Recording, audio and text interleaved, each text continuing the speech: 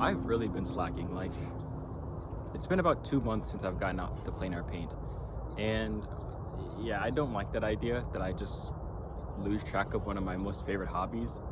Um, so we're back today. We're back to paint. We're gonna get a painting done. And I found a spot here that's really pretty. So yeah, let's get into it. So I found a spot to paint, but the only thing is, um,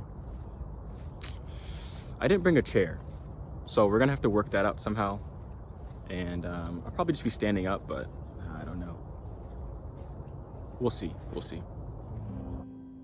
So yeah, it's been a while since I've been out painting, and it's not necessarily because I don't want to be out painting. It's just I honestly want to blame it on this single painting that I started earlier this year.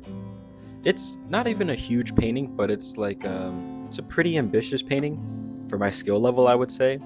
There's a lot of different figures and a lot of different things going on, and I haven't been able to really push through that painting, and it's just drained the life out of me a little bit. As far as painting goes, it's like I wake up every day and I look at this painting and it's just unfinished. But aside from that, I still really love to paint, and I was really inspired the other day because sometimes I go out in the morning and I'll just sit because there's a little park that's jogging distance away from me. So I'll jog to the park, and then when I get there, there's this little dock, and the dock just kind of floats softly along the water. And but when you look out, there's all these trees around you, and there's just so many different colors. There's bright red trees, there's bright orange trees, there's green trees, and it was just really cool. Because when you look out at it, it almost looks unnatural because of how bright some of these colors are. And I really should have went there. Maybe I'll go there next time to paint. But I was just really inspired to maybe catch some of that color before it ends up going away, because eventually it will. So yeah, because I haven't painted in so long, I don't necessarily have a plan or a way to attack this painting. I just kind of went after it. I wanted to do this thing where, because the scene was so wide, it was a really I was kind of painting a lot, in scene, but I wanted to kind of compact it and paint it vertically. I don't know why, sometimes I really like how vertical paintings kind of come out, or vertical sketches kind of come out. So I tried that out, and I think you guys will like how it turns out in the end. But yeah, I didn't really have a clear approach, so I ended up just starting in really light and loose, and then I tried to really work my way down to the more specifics, as usual, as always. I feel like I might have forgotten a little bit how it works to paint from life, as opposed to painting from your imagination or a reference. Everything just I don't know how to explain it, but everything just splays out. You know what I mean? There's no clear cut, so you have to do that in your own head. And I don't know, it's just interesting.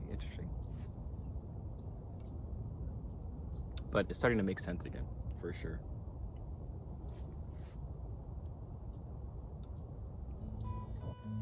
Oh, and another thought that I've kind of been rolling around with for the past couple months, which is kind of scary, but also kind of freeing a little bit, is that I don't really think that painting is a life purpose thing for me. I think it's definitely a fun hobby that I enjoy, and I think you can do a lot of good with it, a lot of storytelling and a lot of self-actualization, or self-expression. But when I think about it, there's really a lot of good painters on earth. There's a lot of tremendous painters, a lot of really high skilled painters. But I think the earth maybe has enough, I don't know, at least for me, I don't know if I need to be a part of that. There's some painters, I used to read a lot about history and historical painters. They, from the age of 10 years old, they go to art school, or they have art training, and then they pursue their whole life. And they live and die by this stuff. And I just start to think I think my skills would be really better suited and maybe better appreciated in other things, other things that actually have a little more of a benefit like outside of myself.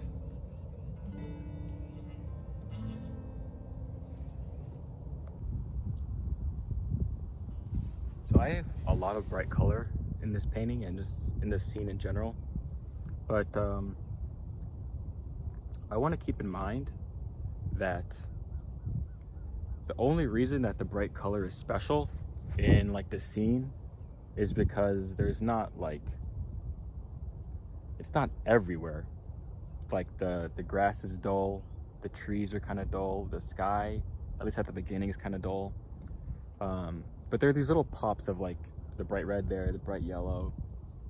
So I want to keep it, I guess, scarce, because if it's everywhere, then who cares? It's just, we just have a neon painting.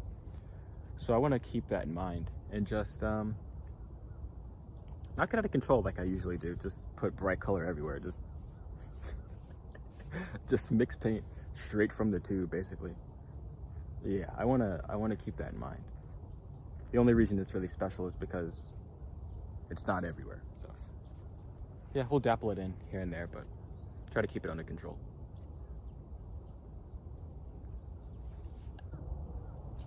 So we're probably another like 45 minutes from finishing the painting, but I think I'm about as far as I can get without a second look and a smaller brush. So I'm gonna go ahead and pack up, finish this one at home. Yeah, it's kind of like I think it's kind of a romantic idea to finish a painting in one setting.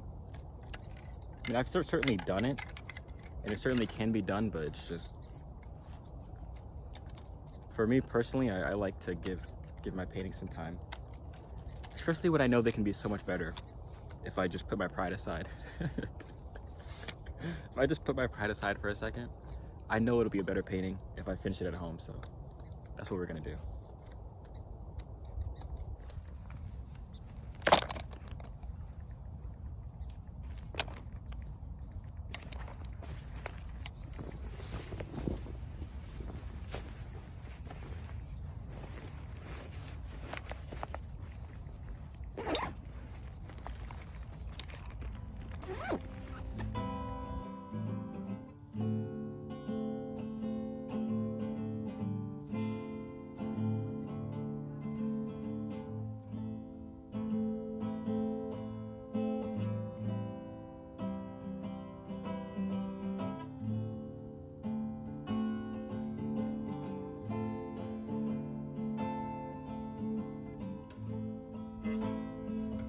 So this is a tad different than painting, but I think you guys will still get a kick out of it because it's pretty fun.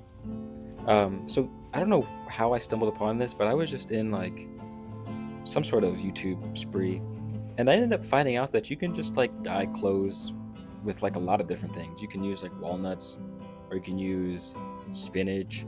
In this case, I'm gonna try to use the fall leaves, just like keeping with the theme of trying to keep things that like aren't really permanent, and I'm gonna try to see if we can't take some of this color from the leaves and dye a shirt with it. So this stuff really just like looks and smells like tea, to be honest with you, which I guess I shouldn't be surprised because tea is just like leaves and water, but I'm gonna show you guys up close. It is kind of getting a lot of color, so hopefully this works out. Look at all that color. Yeah, it's really bright right there. So I'm gonna let these steep for a while. Hopefully we'll get a bright dye.